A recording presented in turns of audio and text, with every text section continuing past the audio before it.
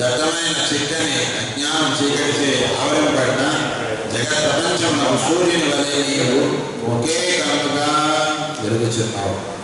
కన్నులు రెండైనను ఆత్మదర్శనం కావలసిన జ్ఞానం ఒకే కన్ను ఒక్కటి అని చెప్పుట ఆ కన్ను యొక్క ఆవశ్యకతను అఖండతను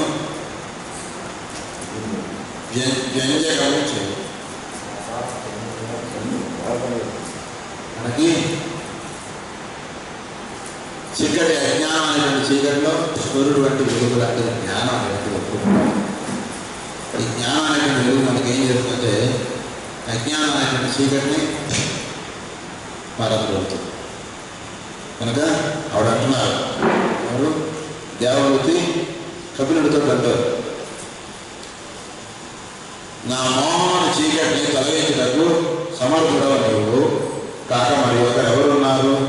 నీవు సంసార బంధమునకు త్రవ్వగలవంటి వాడు, సర్వజీవులకు శరణ్యుడవు, ధర్మమును విస్తరింపజేసి సర్వలోకములకు సుఖములు కలిగించి వాడని పుట్టితివి, శాశ్వత వైభవములకు నాయకుడు. అంటే సాక్షాత్ కపిలాచార్యుడు నారాయణ స్వరూపుడు. కనుక ఆయన ఏమంటున్నట్టు ఆవిడ, నువ్వు వైభవములకు నాయకుడు, శాశ్వత వైభవం నాయకుడు. అంటే నిన్నే శరణాటిని నన్ను రక్షించమని దేవవృతి వినయమర్పించి వేడుకొనగా దయామయుడైన కపిలుడు తల్లి వాక్యములను నిరారముతో ఆలకించను. ఆ మాటలు సజ్జన సంప్రదాయబద్ధములై మోక్ష ఫలమున సాధించినవి అయి ఉన్నది. విని అతడు చిరునవ్వు వికసించిన ముఖముతో సంతోషించి తల్లితో శాంతముగా ఇట్లు పలికెను,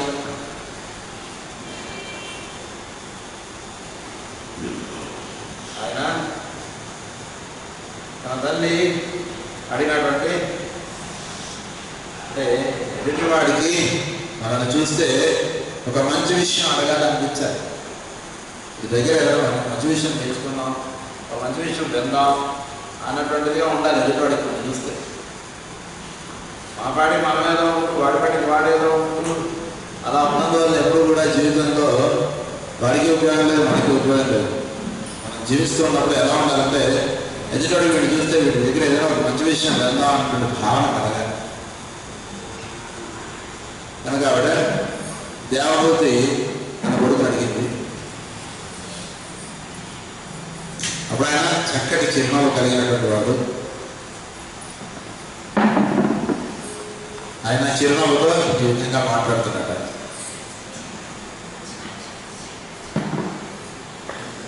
తల్లి విను, జీవని చిత్తమే సంసార బంధమునకు మోక్షము నాకు కారణం.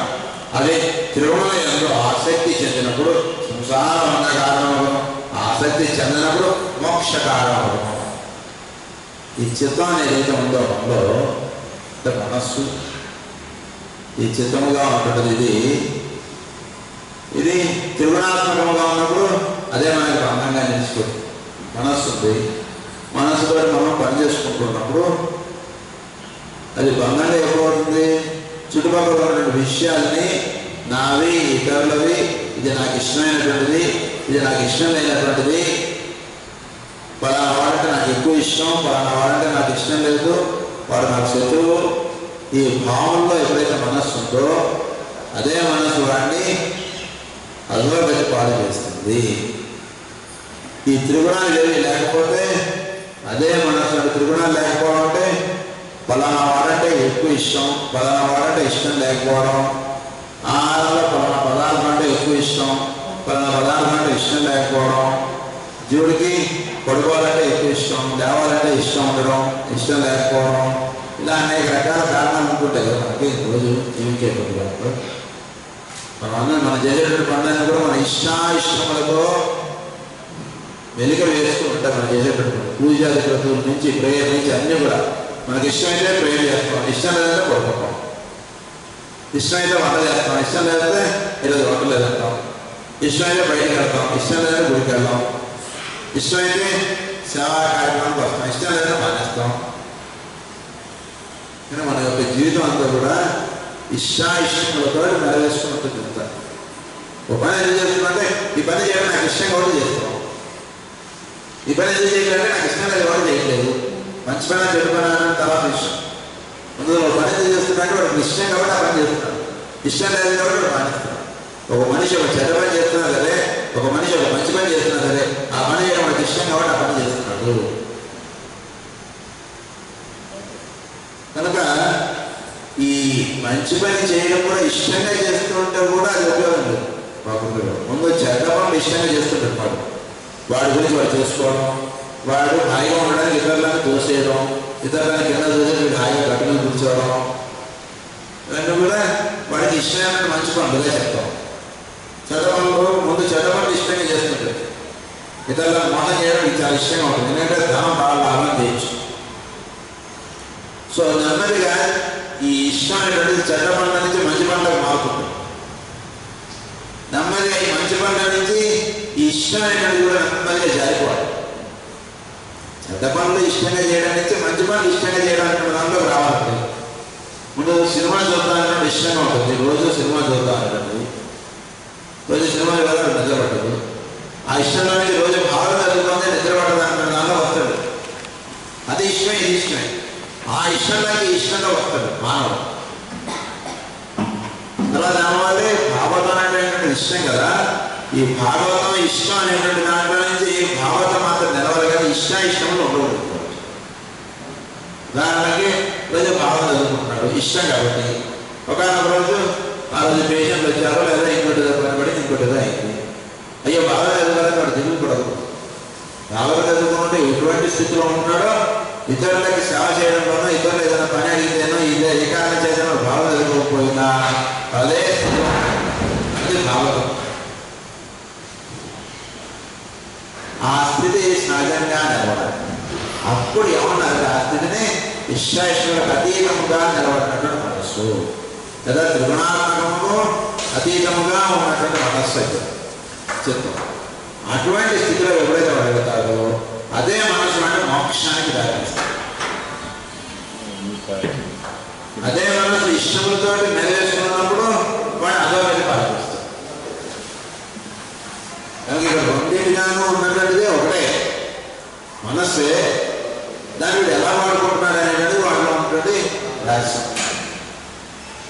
వాడు దాన్ని మంచిగా వాడుకుంటున్నాడా లేదా వాడు దాన్ని చెడ్డగా వాడుకుంటున్నాడా, ఇది దేని మీద ఆధారపడుతుందంటే వాడి మీద ఆధారపడుతుంది. వాడు త్రిగుణాత్మకంగా ఉన్నప్పుడు దాని వాడికి నచ్చినటువంటి పనులకి వాడు పడుతున్నాడు. మనసు దేనికి పడుతున్నాడు, ఎటువంటి వ్యాపారం చేస్తే నాకు బాగా లాభం వస్తుంది, ఎటువంటి పనులు చేస్తే నాకు చాలా హాయిగా ఉంటుంది, ఇలాంటి వాటి మీద మనసు పెడుతున్నాడు. ఇష్టాయిష్టములకు అతీతంగా ఎప్పుడైతే వీడు తయారవుతాడో అప్పుడు మనసు త్రిగుణంలో ఇరుక్కుపోదు. ఈ పని వల్ల నీకేం లాభం లేదైనా చేస్తావా, yes I will do it. వైద్య సేవ కూడా ఆదివారం నువ్వు వచ్చి ఇక్కడ సేవ చేస్తావా, ఇక్కడ ₹1 ఎవరు ఏమి లేదు, నువ్వు కూడా కేసీలు రాస్తావా, నువ్వు కూడా మందు పడవలు కడతావా, పేషెంట్ లైన్లో పంపిస్తాను సార్, నీకేం డబ్బులు రాదు ఇక్కడ ఏమి ఇయ్యరు, వస్తావా, వస్తాను సార్. నేను ఏమైనా ఇష్టం ఎప్పుడైతే పెరిగిన వాడికి ఏమవుతుందంటే ఈ పని చాలా బాగుంటుంది సార్. ఇప్పుడు ఏమవుతుంది, మనస్సు త్రిగుణాత్మములకు అతీతంగా మనసు తయారు. ఇష్టాయిష్టములతో సంబంధం లేకుండా ఒక పని వాడు చేయడం అంటుంది వాడు సిద్ధించారు మనసు. అది మొదటి ఇష్టంగా ఉంటుంది, తర్వాత ఇష్టాంతో సంబంధం లేకుండా తయారు. ఉదాహరణకు మందు కట్టడం బాగా ఇష్టం, మంచి పని చేయడం ఇదంతా బాగుంది. మంచి పని చేయడం, మందులు కట్టడం ఇష్టం. ఒక రోజు మందులు కట్టడం కట్టలేదు, నువ్వు ఈరోజు పలానా వంట దగ్గర సహాయం చేయాలని అనుకుంటు, కాదు నేను మందులే కడతాను అనుకుంటు, వంట దగ్గర సహాయం చేయమంటే సరే. అప్పుడు మనసు ఏమవుతుంది, త్రిగుణాత్మకం అతీతంగా వెళుతుంది. త్రిగుణాత్మకంగా ఉన్నప్పుడు ఏమవుతుంది, లేదు సార్ నేను మందులే కడతాను, వంటగా నాకు సంబంధం లేదు, మొదటి నుంచి నాకు అలవాటు లేదు, ఆ పని మీరు కొత్తగా నాకు చెప్తారేమిటి అని అంటాడు. ఏ పని చెప్తే ఆ పని చేయడం మనస్సు అయ్యాడనుకోండి, అప్పుడు మనసు అనేది త్రిగుణాత్మకంగా అతీతంగా తయారు చెప్తాం. కనుక ఇప్పుడు ఏం చేస్తే మనసు వీటిని మోక్షమునకు తీసుకెళ్తుంది. అదే మౌనత్వం. ఆ మనసు వీడికి మోక్షకారకం అవుతుంది. లేదు మొదలే కడతానంటే మొదలుపెట్టారు. అదే మన వీడికి ఏం చేసింది, తిరుమల లోపడిపోయినట్టు మనసుగా అయిపోయింది. అది రొట్టెకి తేడా. కనుక వీడు తిరుణాత్మక అతీతంగా అవుతుంది మనస్సు. అది చెప్తున్నారు కదా.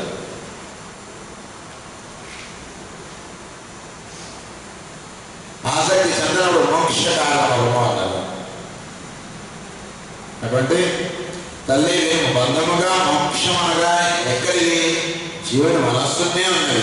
బంధములకు కానీ మోక్షములకు కానీ మనస్సే కారణం. తిరుమల ఎందు పనిచే మనస్సే బంధములకు కారణం.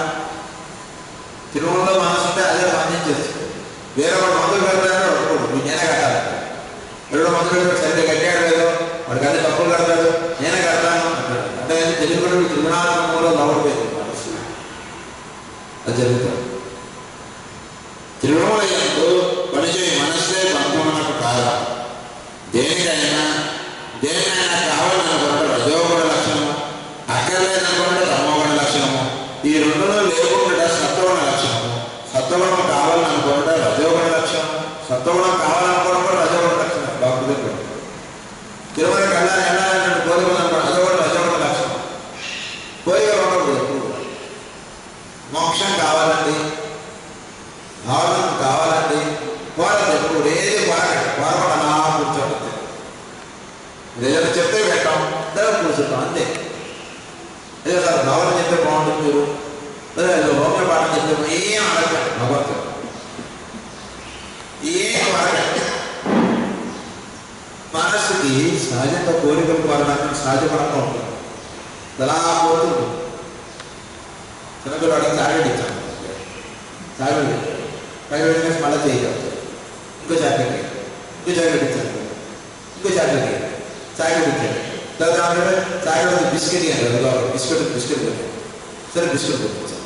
బిస్కెట్ కొనిచ్చిన తర్వాత ఇంకా ఆగదు అవి నీకు ఆడమన్నాను. అది చేసేది, అది చేసి ఇది తీసి అది కోరుకునే పిల్లాడు.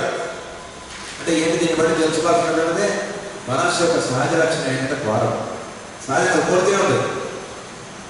ఇదంటే ఏదో బాగా ఉంది.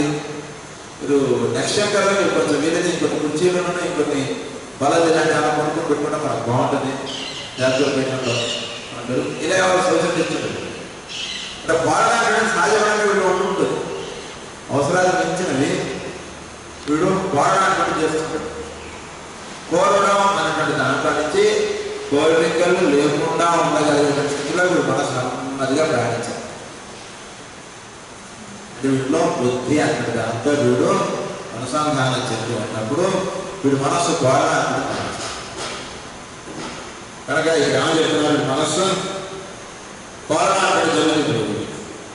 రజోగుణ లక్షణం, సత్వగుణం కావాలని కోరడం కూడా అది రజోగుణ లక్షణం అని చెప్పారు. మంచి సాంగత్యం కావాలని కోరుతున్నాడు అనుకోండి, అది సత్వగుణ లక్షణం కాదు, అది కూడా రజోగుణ లక్షణం. కోరికలు ఉన్నాయిదా అంటే గణేష్ రజోగుణం. కోరిక కోరకుండా ఉండండి మనసు నెమ్మదిగా పైకి. మీరు ప్రశ్న వేసుకోండి. దాని ప్రశ్న, నాలుగు కోరికలు ఉన్నాయా? ఎస్, కోరికలు ఉన్నాయి. నిజంగా వాడు మంచి సాధకుడు అయితే వాడు చెప్తున్నాడు మనసు, ఎస్ నీలో కోరికలు ఉన్నాయి. ఏ కోరికలు ఉన్నాయి? ఏదో ఏబిసిడీలు అని చెప్తాను. ఇవన్నీ నీలో ఉన్నటువంటి కోరికలు. నెంబర్ ఏ తీసుకొని చక్కగా మనసుతోటి చక్కటి శిక్షణ ఇవ్వండి మనసు. నెంబర్ ఏ కోరిక, ఇది నాకు అవసరమా నిజంగానే అంత ప్రశ్న వేసుకుంటే ఇప్పుడు తెలుస్తుంది ఈ కోరిక అవసరమే. ఇల్లు లేదు, ఇల్లు చూడదు, ఒక ఇల్లు కోరుకుంటున్నాం అంతే. అంత నుంచి మనం ఏం బాగట్లేదు. ఏదో భగవంతుడు ఉండడానికి ఒక ఇల్లు ఇస్తే చాలు, అంతమించి ఏం లేదు. కుటుంబం అంటున్నది అక్కడికి ఎక్కడో పెట్టేస్తున్నది అన్న వాళ్ళకి ఒక సుఖం శాంతి అన్నట్టు ఇవ్వాలి. ఒక సొంత ఇల్లు ఉంటే చాలు, అంతమించి నాకేం ఉంటుంది. అంతవరకు కోరాలి. ఓకే, ఏ కోరిక it is valid point. B కోరిక ఉంది, ఇది వ్యాలిడ్ కాదు. ఎందుకంటే ఆల్రెడీ ఒక బండి ఉంది, ఎందుకంటే బెటర్ బండి ఉంటే నాకు హాయిగా వెళ్ళగలుగుతాను, ఇంకా స్పీడ్గా వెళ్ళగలుగుతాను. పర్వాలేదు, బండి లేకపోతే సైకిల్ వెళ్తున్నాం, 10 నిమిషాలు ఏంటంటే బాగుపడి వెళ్తున్నాం, అంతకించే తేడా లేదు కదా. కానీ ఈ కోరిక ఉండకూడదున్నాలో వాళ్ళు అవకాశం అంటే అది ఉంటే భవిష్యత్తులో కొనుక్కుంటాం, బట్ అదే విషయం. కానీ ఈ కోరిక అలా ఉండకూడదు. అంటే నెమ్మదిగా మనసుకి రకంగా ఒక మీరు వేసుకుని చూసుకుంటుంటే ఈ కోరిక వస్తున్నాడు లేదు, వాళ్ళు ఏర్పాటైతే అది చూద్దాం అదే ఏర్పాటు అంటాడు. ఎప్పుడైతే మనసుకు ఒక శిక్షణ ఇచ్చుకుని వీడి లోపల వీడు ఇచ్చేసుకుంటాడో అప్పుడు తెలుస్తుంది కోరికలు లేకుండా జీవించగలిగేటువంటి స్థితి సాధ్యమే. ఆ స్థితిలో నెమ్మదిగా వీడు ప్రయాణం చేయాలి. దానికి బాగున్నట్టు భాగవతం కావాలి, రోజు భావన చదువుకోవాలి. అప్పుడు వీడికి సత్వగుణం వాడడం కూడా రజోగుణ లక్షణం అంటారు. రజోగుణం అక్కర్లేదనుకుంటే తమోగుణ లక్షణం. కోరికలు వస్తాయండి అసలు అంటున్నాడు అనుకున్నాడు అనుకోండి, అదే తమోగుణ లక్షణం. ఇవన్నీ ఉండకూడదు. మీరు ఎప్పటికి బాగుపడతారు, ఇంకా కోరుతూనే ఉంటే ఎట్లా అంటే అలా వీడు అనుకుంటుంటే అది తమోగుణ లక్షణం అయిపోతుంది. తమోగుణం అంటే ఏమిటి? ఇది వద్దు అది వద్దు అని అనుకోవడం, వాటితో ఎక్కువ వీడు ఇది అవసరం లేదు అది అవసరం లేదు జీవితానికి, సంతులు అవసరం లేదు ఇలా అనుకోవడం కూడా తమోగుణ లక్షణం. మనకి ఎప్పుడు కూడా రజోగుణం అక్కర్లేదు అనుకుంటే తమోగుణ లక్షణం అంటారు. సత్వగుణం కావాలనుకోవడం రజోగుణ లక్షణం అంటారు. మరి సత్వగుణంగా ఉండడం అంటే ఏమిటండి అంటే వద్దనకు కావాలనుకో. ఇది చెప్పి కార్డు ఇచ్చారు, ఓకే సార్ కార్లో వెళ్తాను గోదావరి చెప్పి కార్డు వెళ్ళేసారి ట్రైన్లో ఓకే సార్ నువ్వు గోదావరి రావద్దు అన్న, ఓకే సార్ నువ్వు గోదావరి రా, ఓకే సార్ ఊరికే చెప్తాను. ఏదైనా సరే నువ్వు అలా ఉంటా, దాన్ని అంటే సత్వగుణం. కోరిక కోరడం అన్నట్టుంటే రజోగుణం. కోరికలు ఉండకూడదు అన్నట్టు భావనలో ఉండి ఇవన్నీ మనకి జీవితానికి ఇది కాదు అని అనుకున్నా తమోగుణం. రెండు లేకుండా ఉండాలంటే జస్ట్ బీ ప్రెసెంట్, జస్ట్ ముందు అంతే, ఏం చెప్పినా అలా ముందు అంతే. మనం అటైనా పడిపోతుంటే ఏదైనా పడిపోతుంటాం, అటు పడిపో ఇటు పడిపో అలా కూర్చో అంతే అన్నమాట. ఇది భగవత మార్గం చెప్పేది, జస్ట్ బీ అటైపో ఇటైపో అలా కూర్చోండి అంతే. దాన్ని చెప్తున్నా తమోగుణ లక్షణం. ఇక మరి సత్వగుణం కావాలనుకుంటా గుణాతీత స్థితి ఎట్లో లభించును, లేదా గుణములు అక్కర్లేదు అనుకున్నచో గుణములు దాడుట ఎట్లు అనుకున్నచో గుణములు స్మరింపబడును కదా. ఇక వీరి నుండి మోక్షం కొంత మార్గమేమి అది రాబో వాక్యంలో చెప్పవచ్చు. ఇక్కడ దీని నుంచి మోక్షం కాదనుకుంటే తప్పు, మరి ఇది కోరకుండా ఆత్మ మనం పొందేది ఎట్లా, అది ఎట్లా అని చెప్తున్నాను అంటున్నాను. ఆ చిత్తం నారాయణ అంటుకొని నిలిచినచో మోక్షమునకు కారణం అవ్వదని కపిలుడు తల్లితో చెప్పాడు. ఇంకా కుతూహలంతో ఇట్లు వివరించాడు. మనసు ఒక వస్త్రఖండం వంటిది, దాని నుండి ఏ వస్తువును అంటించినా దాని వాసన జేబుగుట్టలో కర్పూరం ఉంచినచో కర్పూర వాసన అంటము, ఇంగువను కట్టినచో ఇంగు వాసన ఉండము.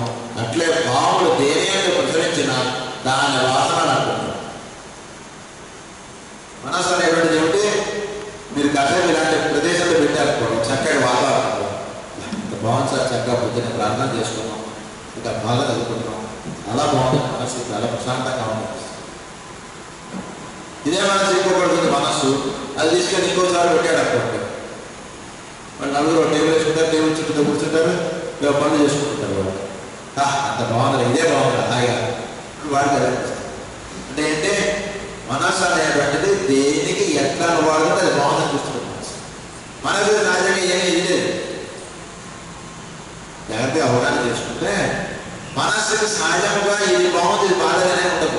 ఇప్పుడు ఎక్కడ ఏ వాతావరణంలో పెడితే ఆ వాతావరణం దానికి బాగుంది అనిపిస్తుంది. వాతావరణం కట్టకపోవడం ఎవరి చేతుల్లో నీ చేతుల్లో ఉంది. నలుగురు చక్కగా కూర్చొని రామభజన చేస్తుంటే అక్కడ పెట్టాము మనస్సు, దాని కొంచెం మన భజనలో పోయాడు రాముడు పని చేస్తుండేవాడు, చక్కగా ఉండేవాడు. ఆయన పని చేస్తుంటే అంత హాయిగా ఉండేది. అప్పుడు అంతే భజనే చాలంటున్నాడు. ఆయన నీకు వేరే ఉండేది ఎక్కడ భజనంటే అక్కడ వెళ్ళిపోతుంటాడు. ఎందుకు?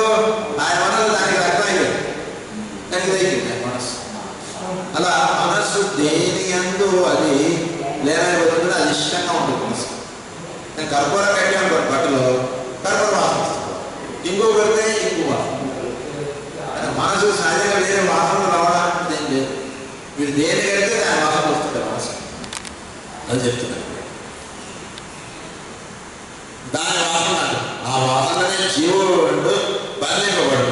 అదే జేబుగుడ్డలో నిప్పు కనుక మూట కట్టినచ్చు దాని వాసనకు అంటడం ఉండదు, జేబుగుడ్డ దగ్ధమైపోను. అట్లే నారాయణ స్మరించవచ్చు జీవికి బంధ విమోచన సిద్ధించు. అదే జేబుగుడ్డలో నిప్పు కనుక పెట్టామనుకోండి, నిప్పు తీసుకొచ్చారు జేబుగుడ్డ పెడితే ఈ జేబుగుడ్డ ఉండదు, నిప్పే ఉంటుంది. కనుక అది ఎట్లాంటిదో నారాయణ స్మరణ అనేది మనస్సు కట్టించేస్తే ఇంకా మనస్సు కలిగిపోతుంది, మనస్సు ఉండదు. నారాయణ అది తెలుసుకోండి. మనస్సు నారాయణుని యందు నిలుపబోరినచో మోక్షకారము అని చెప్పి కొంచెం ఆగి కపిలుడు మరలై తల్లితో ఇట్లా చెప్పాడు. ఇందు ఉపదేశించినది మిక్కిలి సూక్ష్మమైన విషయం. దాని యందు మనస్సు నిలువలనచో మనస్సును దాని యందు విడిచిపెట్టలేదు. దాన్ని గురించి చెప్పుట కూడా చెదరగొట్టుటయ్యాను.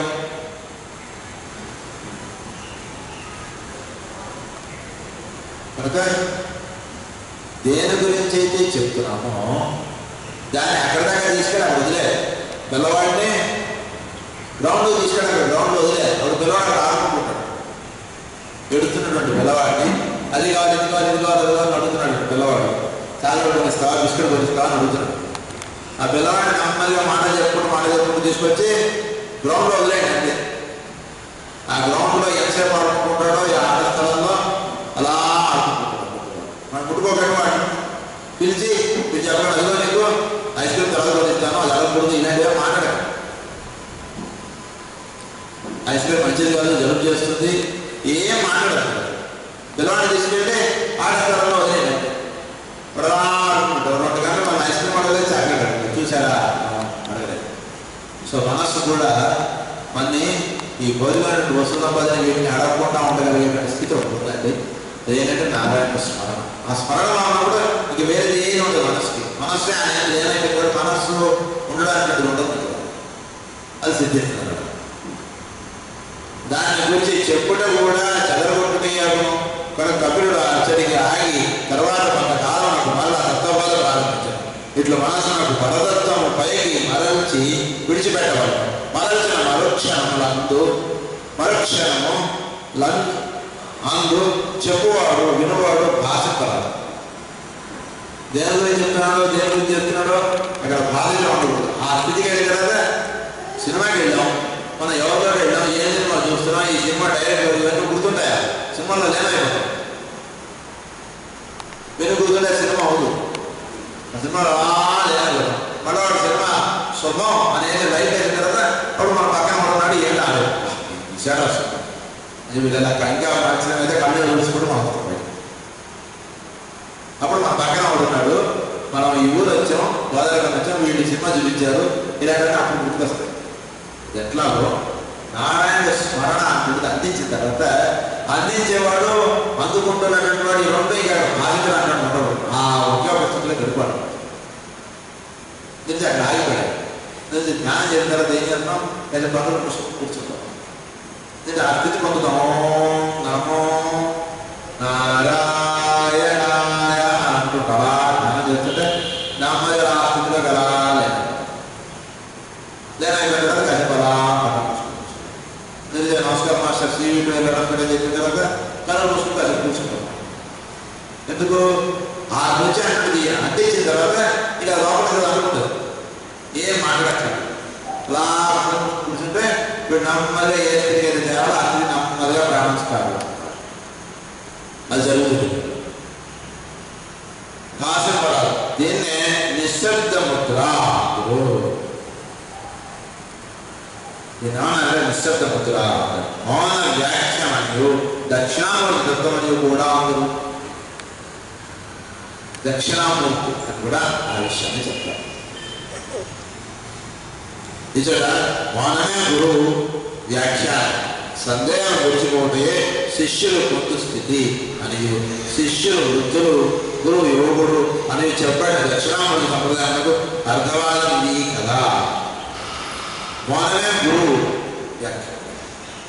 మౌనం అంటే గురువు వ్యాఖ్యానం.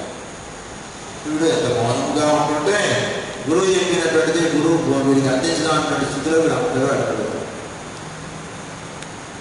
ఎక్కువగా నలుగురు ఎప్పుడు వరకు ఆడపరముగాను సజ్జనుడి వరకు చల్లగాను కొంచెం రోజులంటే రాగముగా విసుదాటాను ఎక్కువ వాక్ అనేటటువంటి ఉపయోగించి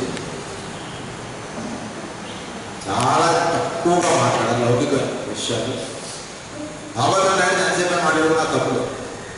లౌకికమైన విషయాలు చాలా తక్కువగా మాట్లాడాలి. వాకుని చాలా పదునైనటువంటి చాలా జాగ్రత్తగా చాలా తక్కువగా వాడాలి అలాంటి విషయాలు. అప్పుడు ఈ వాకు ఒక మంచి ఇది పొదనెగినటువంటి కత్తిలాగా తయారు. కనుక ఈ నాన్న మౌనమే గురువు అన్నాడు. తర్వాత సందేహం విడిచిపోతే శిష్యులు పొందు స్థితి.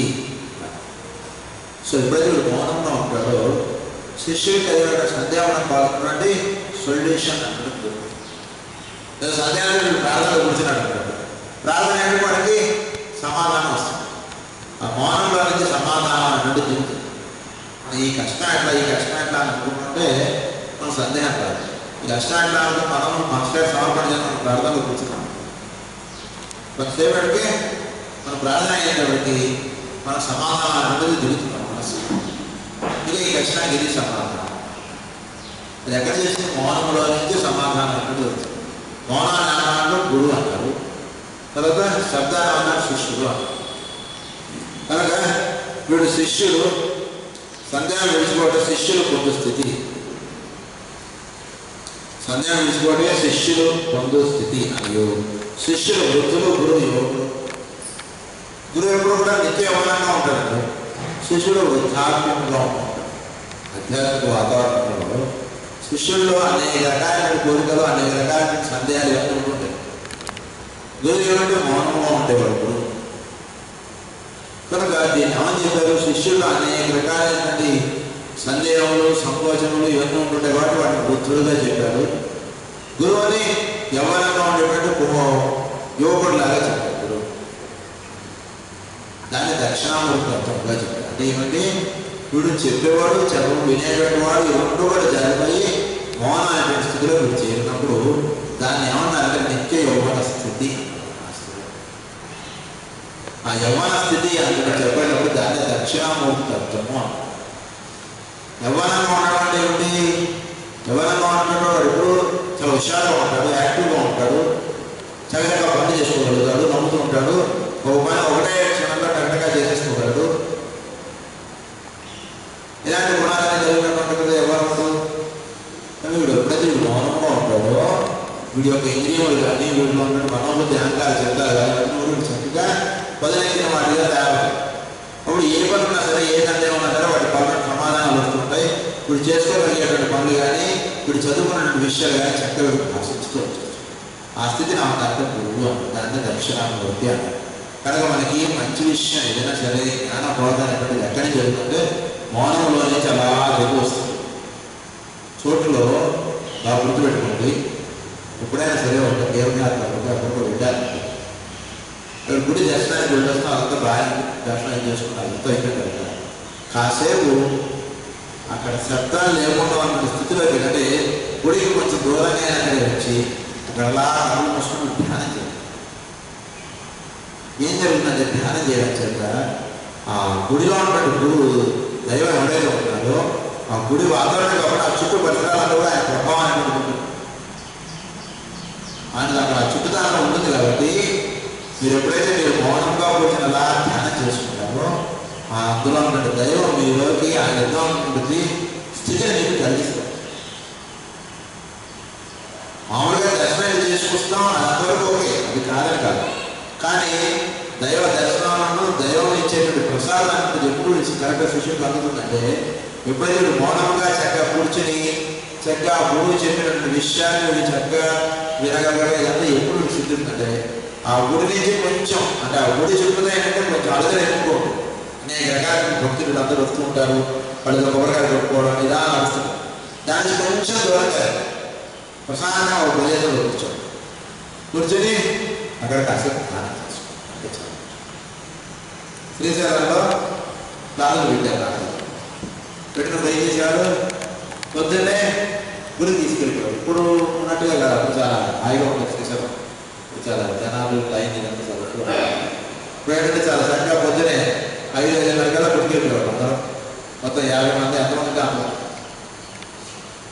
నవరు ముందునే ఒక ప్రదేశంలో లాభం పెట్టాడు. అక్కడికి భక్తులు రాదు ఆ ప్రదేశంలో. అక్కడ కూర్చోటి ప్రార్థన చేయించేవారంటే మనం ఆ కాసేపు ఎక్కడున్నాం మనకు కూడా తెలియదు. నిజంగా ఇది జరిగినటువంటి సంఘటన. ఆ కాసేపు 7:30 టైం తెలిసేది కదా. ప్రార్థన చేయించేవారు. ఓం నమః శివాయ నమః శివాయ అంటే అలా మనం చేయించేవారు. చదువు హరి కూడా ఒళ్ళు తెలిసేది. ఎప్పుడు కూడా అలా ధ్యానాన్ని పెట్టి చేసుకోవాలి. ఏ పుణ్యక్షేత్రానికి వెళ్ళినా సరే కేవలం గుడిలోకి వెళ్ళి వచ్చేస్తామంటే